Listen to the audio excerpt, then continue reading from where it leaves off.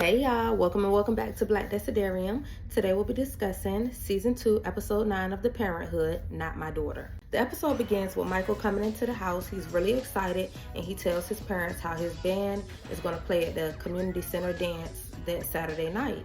And his parents, they're like, oh great, we're chaperoning. And of course, Michael is disappointed. He's like, I don't want my parents to chaperone.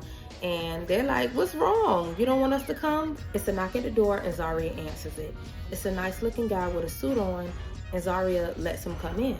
She's so in a daze that she forgets to ask him who he is. The guy introduces himself as Ricky Johnson and he told Zaria that he was looking for Mr. Peterson, which is her father. Ricky Johnson was Robert's student. Robert and Michael walk into the living room and Ricky tells Robert the good news. He got the job, but he admitted that he lied about his computer skills. And Michael told him, don't even worry, come over on the weekend and I'll teach you how to use that system. Robert congratulated Ricky and he asked Ricky how things were going. You could tell that he was asking him on a deeper level.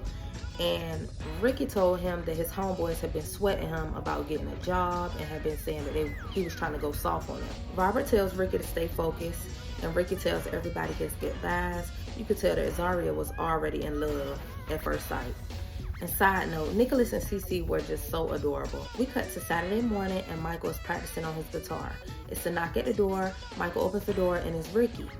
Ricky compliments him on his music skills and Michael tells him that him and his band is going to be performing at the dance later on at night. Zaria runs down the stairs all giddy, fronting like she didn't remember that Ricky was coming over this weekend, knowing she was waiting all week long. Michael goes upstairs to get the disc for the computer and Ricky compliments Zaria. They sit down and they start talking. Somehow the dance comes up and Zaria invites him to the dance.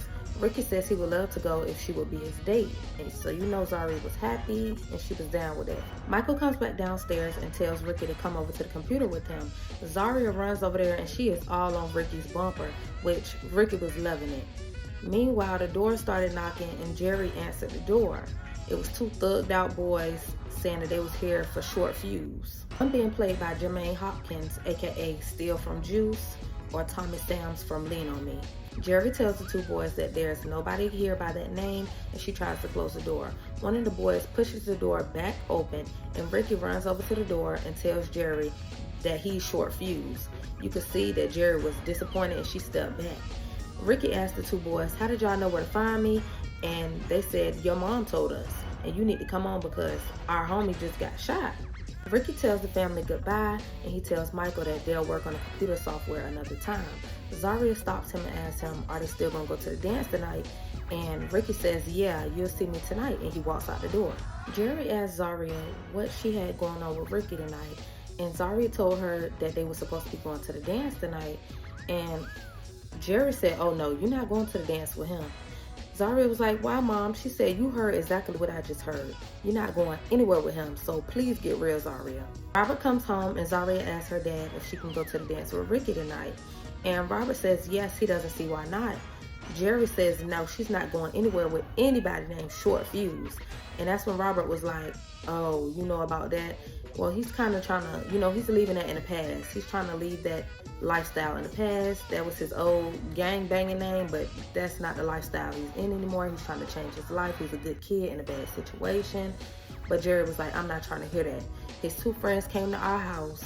Robert asked Jerry why she's been so hard on Ricky and judging the book by its cover. Jerry tells him that Ricky's friend got shot today and that she does not want their daughter around anything like that. Zaria continues to beg and plead until Jerry makes the point to Robert that these are real guns. We're talking about real bullets and our daughter. Do you really want our daughter to be caught up in something like that?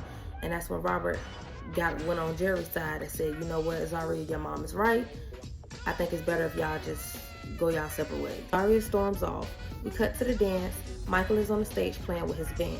We see Ricky walk up to Zaria. He's so happy. He's like, I made it. I told you I was going to make it.